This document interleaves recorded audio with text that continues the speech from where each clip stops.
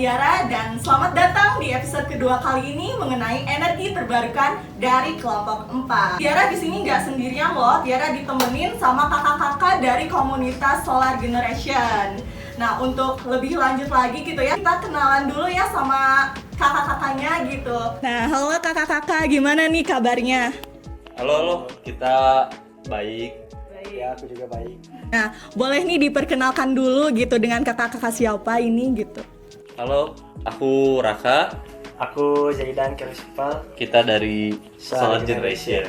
Di sini Tiara mau ngucapin makasih dulu ya karena udah sempat datang untuk menjadi narasumber di episode kali ini gitu ya. Kalau kesibukannya nih, kira-kira ngapain aja gitu? Kalau aku sekarang kesibukannya bareng teman-teman Solgen, itu kita ngedukasi ke anak-anak SMA dan sederajat untuk beralih ke energi terbarukan. Barangkali Zaidan? Kalau aku juga sama di Solar Generation ngedukasi anak-anak tentang krisis iklim dan energi terbarukan. Selain itu juga sekarang masih kuliah di Politeknik Negeri Bandung. Kalau boleh tahu masih semester berapa nih? Semester 7. Oke, wow hebat banget ya kakak-kakak ini Kersipal. Nah, tanpa perlu berlama-lama lagi nih ya, kita langsung masuk aja gitu ya ke pembahasannya gitu. Nah, di sini tuh Tiara nih mau mempertanyakan gitu ya beberapa pertanyaan. Mungkin Kersipal juga mau bertanya kayak Tiara juga gitu ya. Kan tadi udah disinggung ya Solar Generation. Nah, apa sih Solar Generation itu? Nah, Solar Generation itu kita menjadi wadah untuk teman-teman generasi muda untuk mempromosikan tentang energi terbarukan, bahwa energi terbarukan itu menjadi salah satu yang sangat ramah lingkungan. Berarti sangat penting banget gitu ya kayak komunitas ini tuh sangat bermanfaat bagi masyarakat lainnya juga gitu ya. Nah, kalau boleh diceritain nggak sejarah ataupun latar belakangnya dibentuk komunitas ini tuh kayak gimana gitu? Nah, jadi Solar Generation itu kita terbentuk di tahun 2007. Namun berjalannya waktu kita sempat vakum di 2012 sampai akhirnya kita di 2019 di momen ada kegiatan Greenpeace itu di Summerfest, satu event yang kita full dari energi terbarukan di Bali ya. Di mana? Kalau untuk si tempatnya itu di Celukan Bawang. Nah, si eventnya itu pure 100% pakai energi terbarukan buat band, musik, dan lighting dan lain-lainnya semua itu dari energi terbarukan dari panel surya. Itu. Nah, dari situ kita berjalan edukasi ke anak-anak sekolah, terus anak-anak muda. Kita mengajak untuk mereka gabung di Solar Generation untuk mengkampanyekan tentang krisis iklim dan energi terbarukan. Tadi kan udah disinggung ya energi terbarukan. Apa sih yang kakak-kakak tahu gitu mengenai energi terbarukan? Kalau energi terbarukan yang sebenarnya itu banyak sih. Cuman kalau yang biasa kita kampanyekan itu ada 3. Ada energi matahari, terus energi angin atau bayu, sama energi air. Kalau energi matahari ya memang nanti sih energinya dikonversi dari matahari nih, cahaya matahari kita jadi listrik. Kalau angin ya biasanya kalau ada turbin atau baling-baling kincir yang bisa dipakai. Nah, itu salah satu energi angin. Dan kalau air itu kincir apa ya? Kalau bisa dibilang bendungan yang gitu-gitu, PLTA. Ya. Yang menghasilkan air. Ya, Jatilhur. Jatilhur dan lain-lain gitu. Kegiatan apa aja sih kakak-kakak ini waktu di komunitasnya gitu? Jadi pada awalnya 2018 itu mungkin balik lagi ke yang tadi ya sedikit. 2018 itu kita ada Solgen itu ada di Bandung dan di Jakarta, Jabodetabek gitu. Cuman sempat di Jabodetabek itu pada sibuk teman-teman yang di sana, hingga akhirnya yang aktifnya tuh di Bandung saja gitu. Di tahun kemarin kita ngebuat kegiatan namanya Green Camp. Itu kegiatan edukasi sekalian camping bersama, ada gigsnya juga. Kita ngundang teman-teman SMA sederajat se-DKI Jakarta. Kita nge-guide lagi lah gitu teman-teman untuk aktif yang di wilayah Jakarta gitu. Nah, sekarang teman-teman Jakarta tuh kegiatannya apa aja sih? Kalau untuk teman Jakarta itu sekarang lebih ke sama sebenarnya seperti Green Camp. Cuman kalau Green Camp itu kan kita yang narik si masanya itu ke tempat kita. Tapi kalau misalkan sekarang lebih ke roadshow. Jadi kita yang datengin ke sekolah-sekolah seperti Ghost to School kayak gitu. Dan juga kalau kemarin ada juga datang ke komunitas muda yang dibuat oleh UI itu juga membuat roadshow gitu, workshop tentang energi terbarukan kayak gitu. Nah, kita juga kemarin sempat juga kita pasang solar panel untuk pompa air di daerah Timbul Sloko ya. Nah, kemarin waktu di Timbul Sloko itu Zaidan yang berangkat ke sana untuk bantu instalasi solar panel. Boleh diceritain, Dan? Kalau untuk di Timbul Sloko itu jadi salah satu warga yang terdampak dari krisis iklim. Salah satu dampak dari krisis iklim itu adalah banjirop. Jadi si warganya itu sekarang rumahnya itu udah tenggelam, hampir setengah dari rumahnya itu tenggelam, dan yang akhirnya ngebuat air bersih itu sulit karena sudah terendam oleh laut sama air asin. Nah, makanya kemarin tuh kita mencoba memasang pompa air dengan tenaga surya di sana untuk membantu kebutuhan air bersih di sana. Kenapa kita pakainya tenaga surya? Karena PLN di sana itu kadang-kadang mati, nggak terus full nyala gitu 24 jam. Jadi supaya si airnya itu bisa terus ada, dan juga membuat biaya listriknya juga lebih murah untuk si warganya. Jadi makanya kita pasang energi panel surya dari energi matahari, biar si warganya itu gratis lah untuk pakai energi. Nah, kita juga pernah masang ini ya, mesin pengering kopi bertenaga solar panel itu di Banjarnegara. Nah, kenapa kita pasang di sana? Di sana tuh ada komunitas Lady Farm namanya, itu komunitas petani wanita, seluruhnya wanita. Nah, namun di sana itu cuacanya tidak menentu. Hampir setiap hari itu di sana mendung dan hujan. Nah, petani-petani di sana tuh kesusahan untuk mengering kopinya gitu. Nah, akhirnya teman-teman Solgen itu ikut instalasi juga, bantu instalasi mesin pengering kopi pakai tenaga solar panel. Yang terakhir mungkin yang besar kita ini ya di Joyland ya. Jadi festival musik Joyland kemarin kita instalasi solar panel untuk charging station.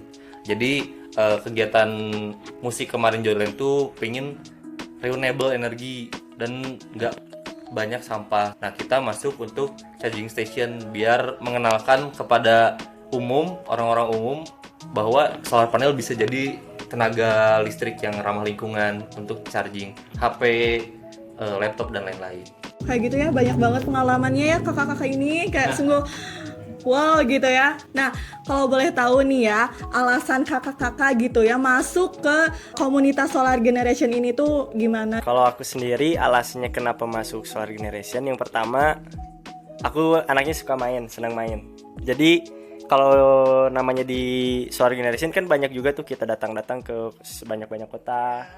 Nah, jadinya akhirnya aku tahu lah banyak-banyak kota di Indonesia dan berbagai macam budaya. Selain itu juga yang memang relate sama jurusan aku juga, itu pembangkit. Nah, jadi sekalian aku belajar di kampus secara teorinya. Nah, di Solar Generation itu sebagai wadah aku untuk mengekspresikan apa yang aku pelajari di kampus. Nah, jadi aku praktek segala macam itu di Solar Generation kayak gitu sih.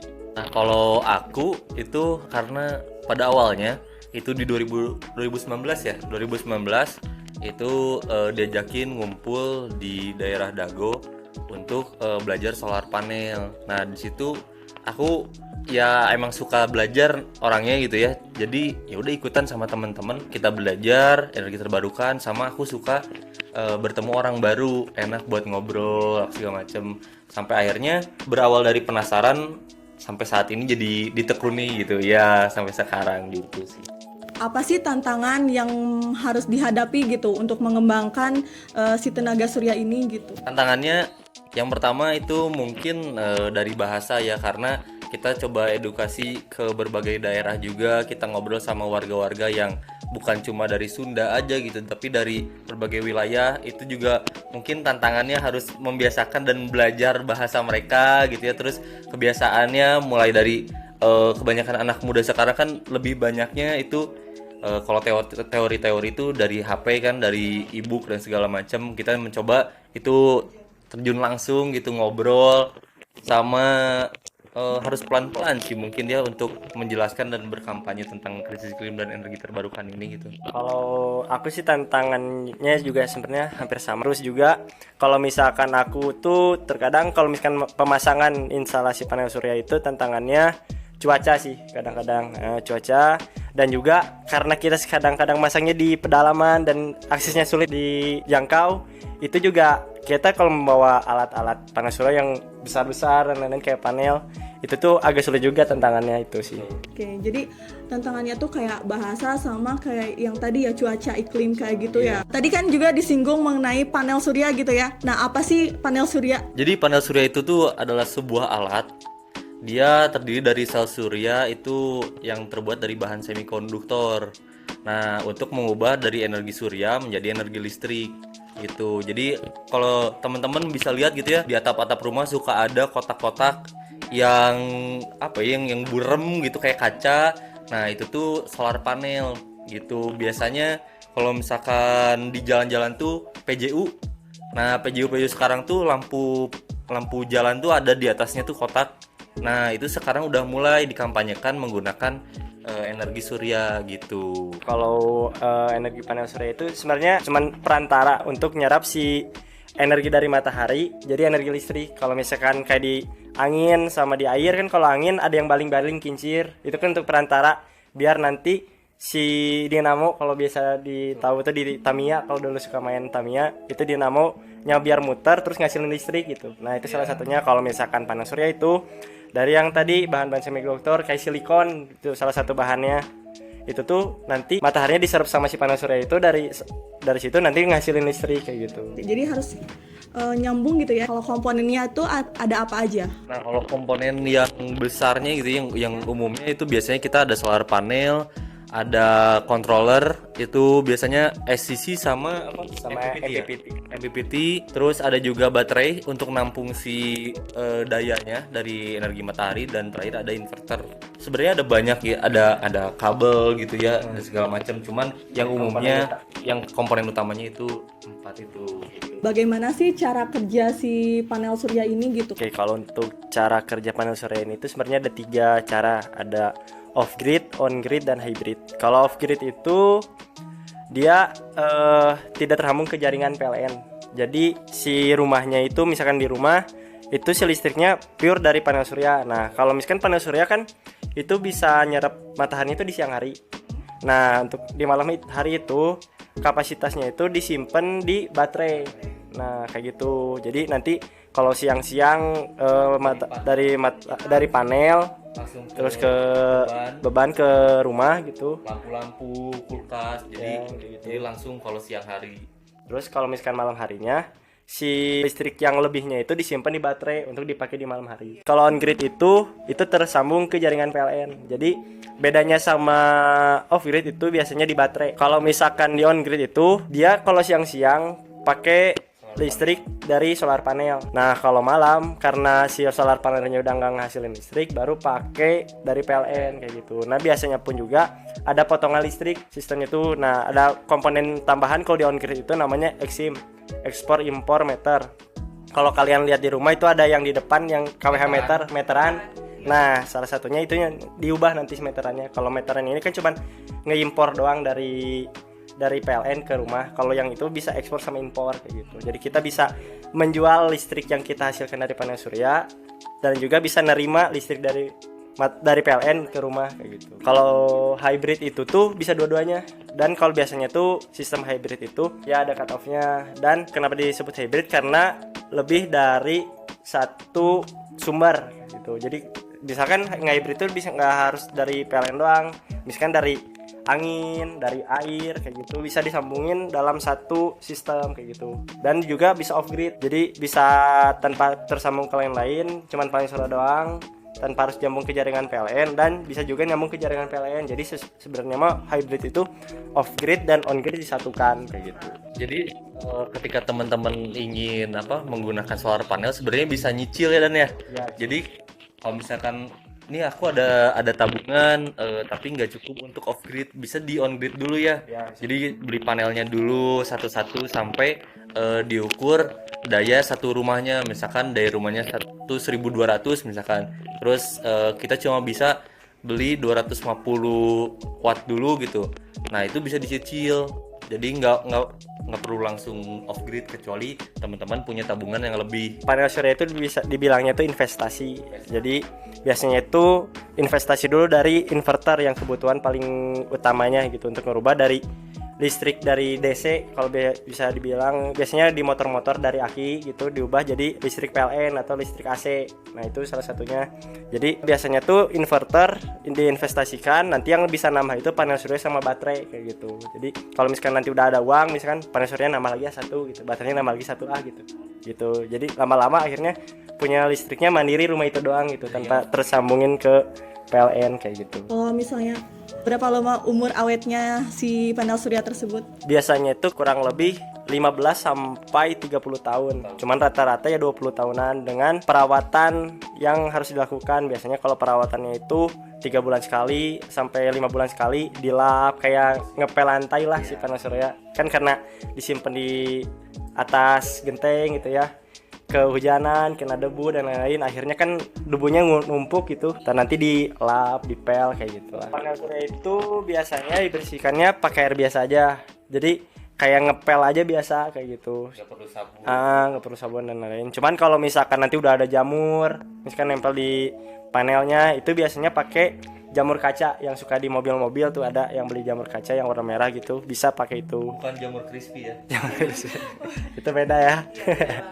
Kalau misalnya rusak atau bisa diperbaiki gitu nggak? Kalau panel surya itu jarang sih rusaknya kayak gitu, kemungkinan rusaknya. Cuman kalau misalkan rusak itu bisa dicek, kan itu dari beberapa sambungan rangkaian lah, bisa dicek misalkan rangkaiannya apa, ada yang putus apa enggak kayak gitu. Ya, cuman kalau biasanya kalau udah itu jarang sih rusaknya gitu, lama juga.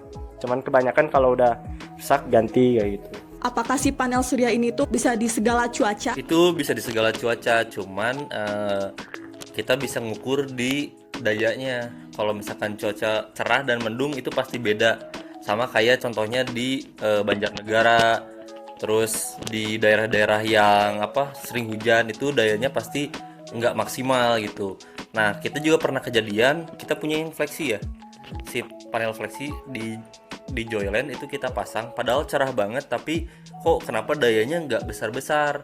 Ternyata desain kita tuh si charging station, si panelnya tuh itu melengkung, dan itu teh sebutannya berbayang gitu ya, shading, jadi nggak maksimal. Nah maksimalnya itu ya nggak dimelengkungin gitu, dilurus gitu. Sebenarnya kalau cuaca itu bisa di berbagai macam cuaca, cuman yang paling efektif itu kalau misalkan cuacanya cerah gitu. Jadi untuk mendapatkan maksimal si listriknya itu diserap dari matahari ke panel surya itu ya dicerah.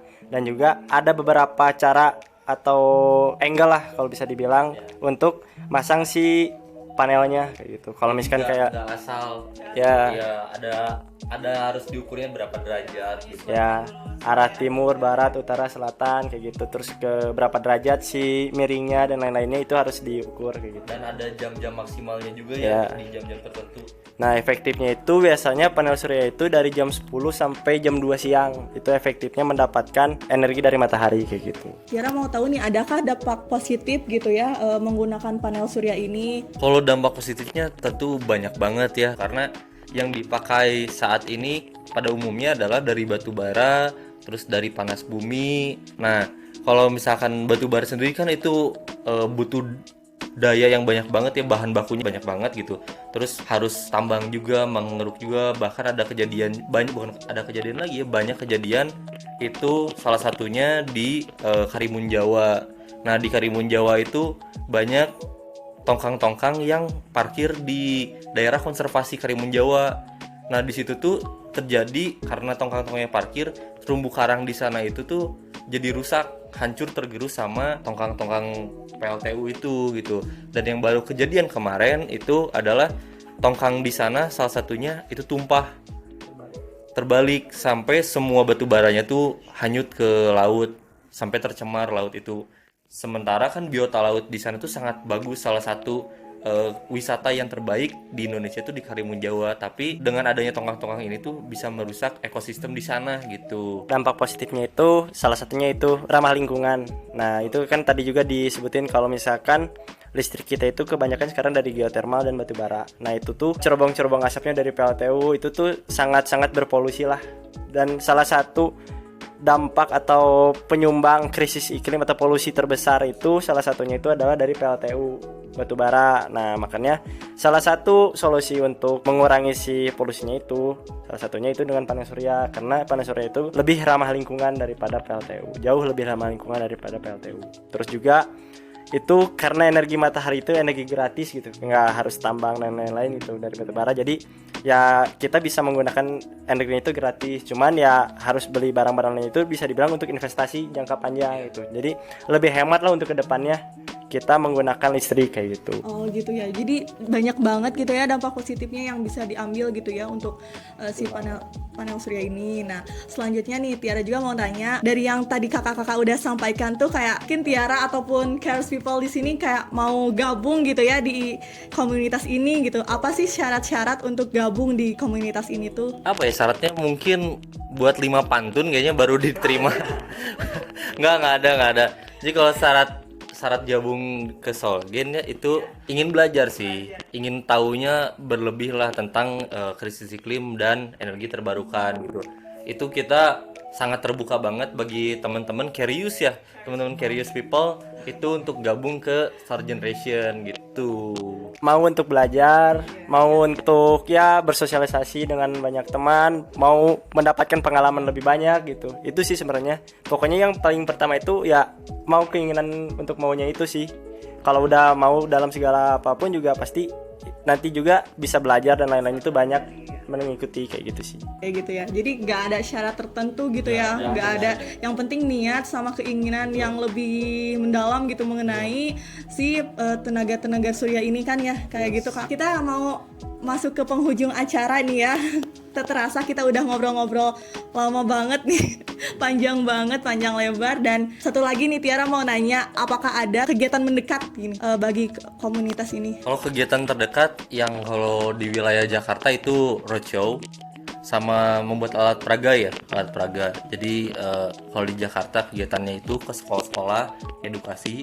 Terus di Bandung juga sama, kita rencananya mau edukasi roadshow ke sekolah-sekolah. Terus Cianjur kita bakal mengadakan pelatihan dan gigs amal, kita berdonasi. Sama di Malang juga sama, kita ngebuat pelatihan tentang energi terbarukan dan ada musik amal untuk kita donasikan ke salah satu desa gitu. Kayak gitu. Jadi banyak sekali ya kegiatan mendekatnya. Nah, oke, makasih ya kakak-kakak yang sudah kayak menyempatkan hadir di sini gitu ya, dan juga yang telah memberikan ilmu gitu ya bagi Cares People juga di sini yang nonton gitu. Terima kasih, semoga ilmunya gitu dapat bermanfaat juga bagi kita semua. Dan boleh nih dari kakak-kakak ngasih closing statementnya gitu. Jadi buat teman-teman Curious People, kalau misalkan mau gabung di Solar Generation itu bisa langsung follow kita di @solargenerationid, bisa di follow, bisa tanya-tanya langsung aja DM ke akun kami. Untuk yang ingin nanti bernasi di Cianjur, nanti kita bakal buka di kitabisa.com dan juga bisa DM ke Instagram kami juga, atau bisa nanti langsung datang ke acara kami di Cianjur. Dan juga kalau dari saya, kalau yang ingin bergabung untuk teman-teman Curious People itu sangat boleh banget langsung DM aja. Karena kalau misalkan kita sebagai penerus bangsa kita atau penerus di bumi kita ini, kalau kita yang nggak ngejaga siapa lagi kayak gitu. Baik, terima kasih ya kakak-kakak yang sudah terima kasih banyak. Dan lupa juga ya follow tadi IG-nya Solar Generation untuk mengetahui gitu info-info menarik lainnya. Dan juga jangan lupa like, comment, and share video ini sampai masyarakat Indonesia harus tahu ya Cares People. Kalau gitu Tiara pamit, see you di next episode lainnya. Bye-bye. Terima kasih Kak.